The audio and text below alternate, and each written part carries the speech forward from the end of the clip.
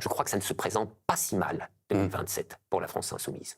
Pas si mal. Évidemment, tout le discours médiatique va être là pour matraquer que la France insoumise fait 2%, Jean-Luc Mélenchon est la personnalité la plus détestée de toutes les personnalités politiques françaises, François Ruffin est la plus sympathique à tous et toutes, qu'avec Olivier Faure, ils feront une équipe du tonnerre, peut-être même en s'entendant avec Raphaël Glucksmann, là on aura le fin du fin, etc., etc. Mais tu comprends, comme tous ces messages sont émis à partir de l'une des institutions qui est tombée dans le plus profond discrédit, à savoir les médias, moi je pense que c'est plutôt à l'avantage de la France insoumise.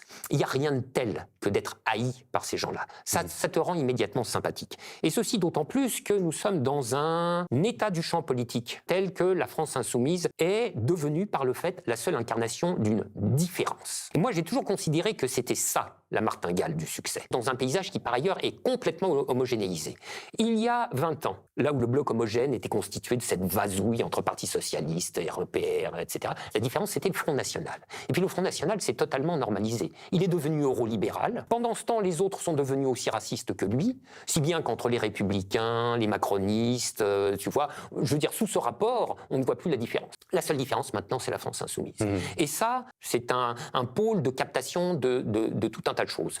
Ajoute à ça l'émiettement de l'offre présidentielle qui est en train de se produire. On n'aura plus Macron, mais on aura bien Édouard Philippe, Villepin dans un coin, Retailleau dans l'autre, etc. Je pense que la barre de qualification pour le deuxième tour va baisser. Va baisser.